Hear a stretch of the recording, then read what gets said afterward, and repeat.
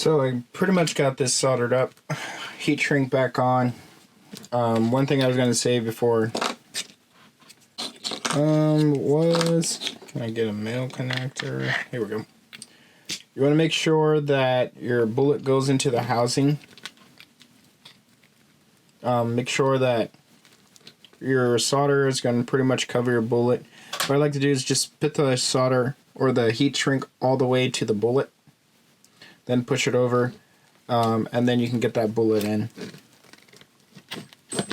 One thing that I would say is a lot of people would say use a Castle bullet or any 8mm bullet. One thing I would say is, here's the length of a Castle bullet.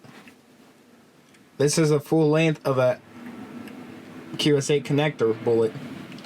So if half of this bullet is made of the 8mm gold bullet, how much of it is going into your plug? The answer is half of the bullet. What I've found is, on the positive side, half of that bullet goes into that red portion. I've had that red portion pretty much catch on fire, and that's where the resistor is and cause issues. So if this goes into there only halfway, it's a anti-spark connector. It has a resistor that's going to blow because it starts arcing versus going fully into the socket. So just keep that in mind if you're going to be using bullets with the QS8 connectors. Is there is a difference in the Castle bullets. There's other bullets out there. Just measure your bullets, see what you're running, see what you're using, and then kind of go from there. If I press this bullet, say, into this housing, that's how much that bullet's going into the housing. If I press the Castle bullet versus the QS8 bullet, you can see Castle bullet stops. QS8 bullet still has a portion out. So that's the portion that's going to be missing from the Castle bullet. And in the QS8 connector, like I said, you have that resistor. Here's the male side, here's the female side. The female side is going to have the resistor on the positive side, which is a 5.0 resistor. When I go to plug this battery in, it's not going to spark, because that resistor is resisting some of that power. So that way when you plug this in, it's going to have a resistance versus it freely going through. So it's going to pretty much like a pre-charge.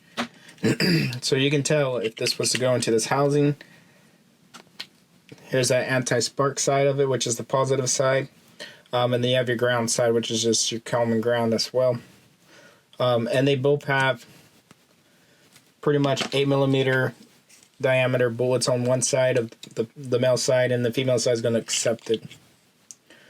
So let's see, on this connector, positive side, it has that resistor on it. And on this one, I would say it doesn't have the resistor. I've tucked the bullet off, I showed you. There's no resistor on the male side, it's on the female side. If we get technical, take a meter and measure it. So let's see, what's our ohm gonna be?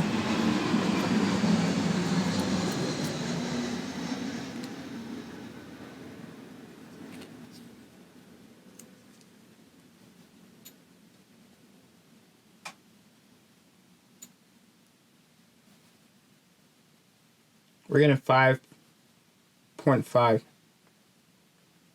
Let's measure our negative side. Let's see what we're getting. 0.8. So that's the resistance of this bullet. And if we measure the resistance of this bullet, I'm not touching. If I go straight down, I'm going to touch just the bottom side of the bullet, so we're bypassing the resistor, and we're getting what? 0.4. Sorry, can't see that. So if we touch the bottom side of this resistor, we're getting what? 0.4, 0.3. If we touch the top side, what are we getting? 5.6. So let's see if we put the Castle connector in there, what's going to happen if we go to test our resistance.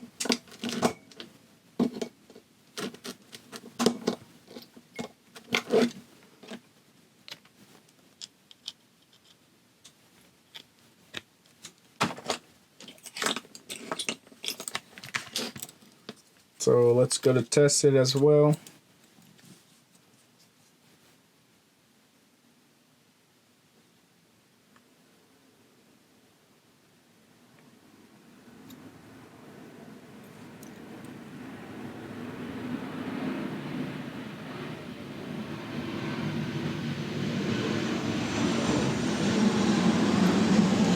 Put it inside. 0.5.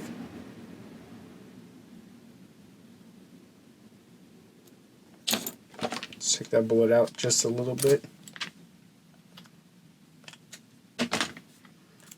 Touch the bottom of our connector. Touch the bullet. Now we're on that resistor part.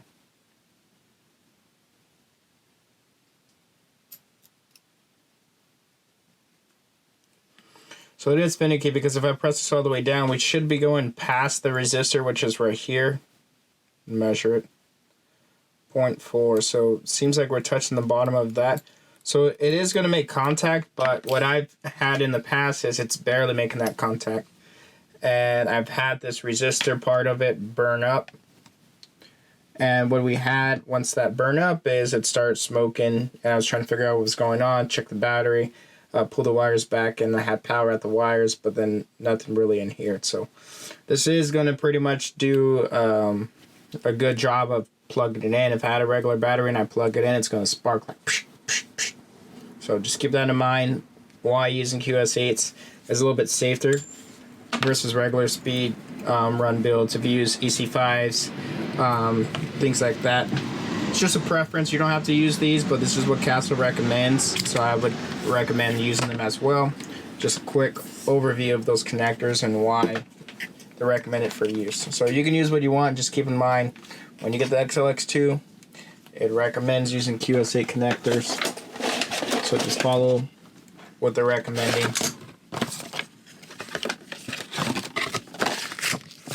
Let's see, it's mostly on the internet, on Castle's website.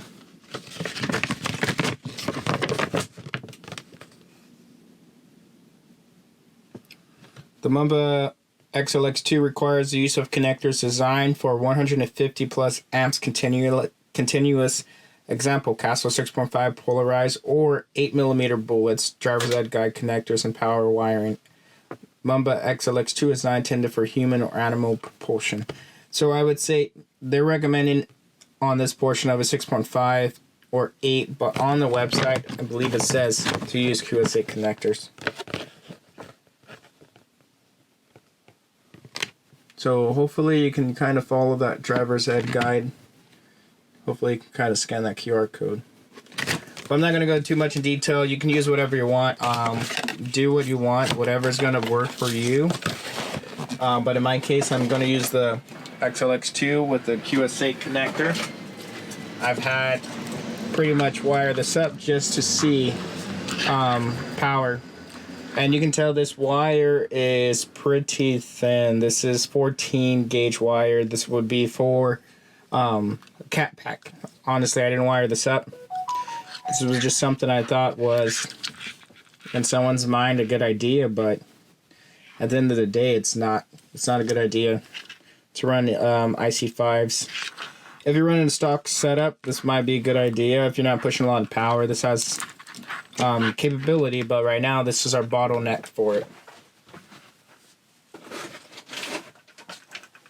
On the stock setup, it does run EC5s, so if you do have batteries that have EC5s or IC5s, that's the only reason why I would see that. But you can tell even on the stock wiring, they're using 10 gauge, so use appropriate wiring. I would recommend at least 8 gauge wire. You can go up to 10 gauge, but it is tighter to fit into that connector.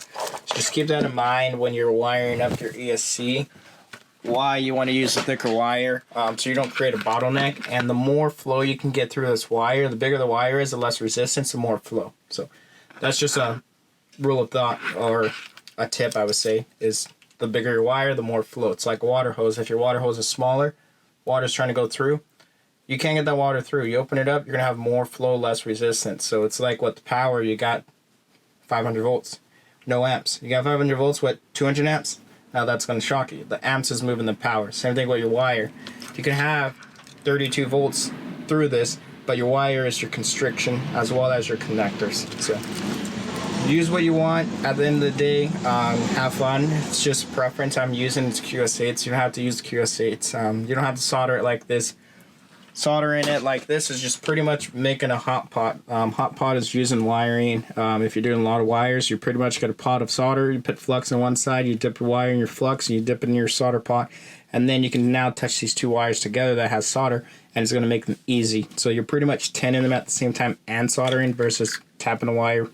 With this method, if you heat this bullet up, you're just melting this solder in there and you're pushing your wire in, and with your flux on your wire, it's going to clean your wire and allow the solder to wick up the wire. So that is going to be one thing you want to keep in mind, is this portion of this, once you put that flux on, is going to suck that solder up into this wire, make better connection. So flux is needed. I would recommend it. I'm using electrical wire that has flux. One thing also too is if you're soldering with lead, try not to breathe it in. Get a fan, heat extractor, ventilation system. It is kind of toxic. You don't want to have respiratory issues if you're doing soldering. Try to have a fan at least blown. Move that air, get that air in and out that room. So this is just a part of it where I showed you. I've showed how to put the wire inside by shortening it. And I've shown how to add XLX2 connectors. Next, I'll put some connectors on the battery packs, change up the gearing, figure out what motor, and then we're pretty much good to go. So stay tuned for the next part of this video, and we'll go from there.